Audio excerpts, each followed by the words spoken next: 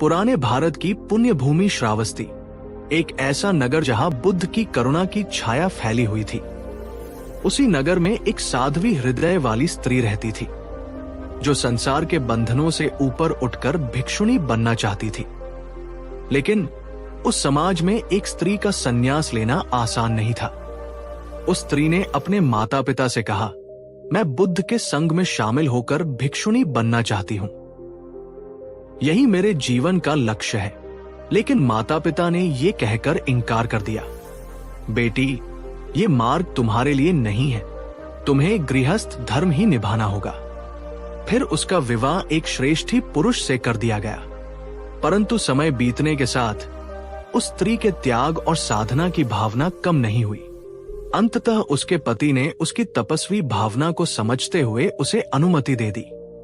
जाओ, यदि तुम्हारा हृदय बुद्ध के चरणों में विश्राम पाता है तो मैं तुम्हें नहीं रोकूंगा।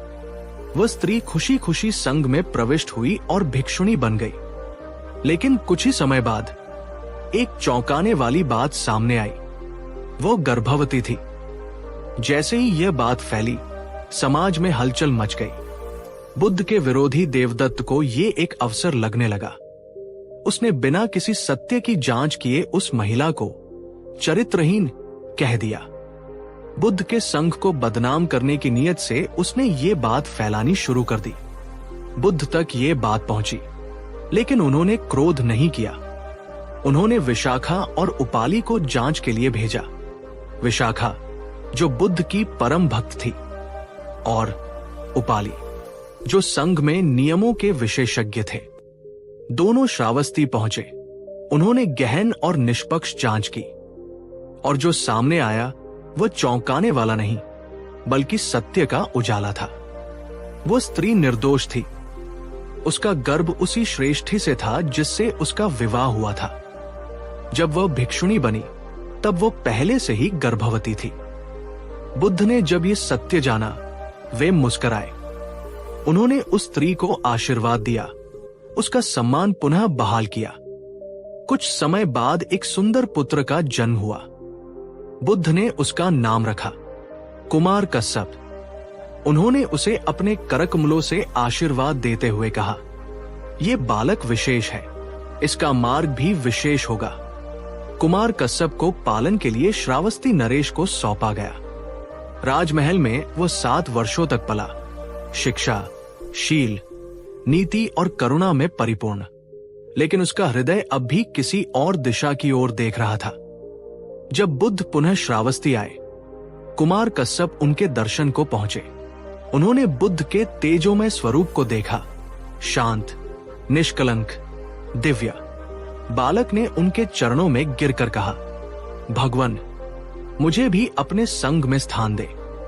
मैं जीवन का सत्य जानना चाहता हूं। बुद्ध ने उसे स्नेहपूर्वक देखा और बोले, वत्स, अब समय आ गया है, आओ, संघ तुम्हारा स्वागत करता है। और यहीं से कुमार कश्यप का आध्यात्मिक जीवन आरंभ हुआ। वो आगे चलकर एक महान आचार्य बने।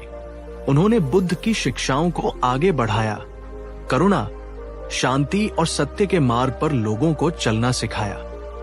इस कथा से हम ये सीखते हैं कि सत्य चाहे कितना भी छुपाया जाए, वो अंततः प्रकट होता है।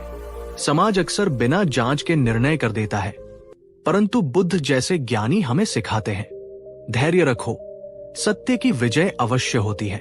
अगर आपको कुमार कश्यप की ये प्रेरणादायक और भावनात्मक कथा पसंद आई हो तो कृपया इस वीडियो को लाइक करें, अपने विचार कमेंट बॉक्स में जरूर लिखें, और ऐसी और कहानियां पाने के लिए हमारे चैनल को सब्सक्राइब करना न भूलें। घंटी आइकन दबाइए ताकि अगली प्रेरक कथा की सूचना आपको तुरंत मिल जाए। धन्यवाद। बुद्धं शरणं गच्छामि।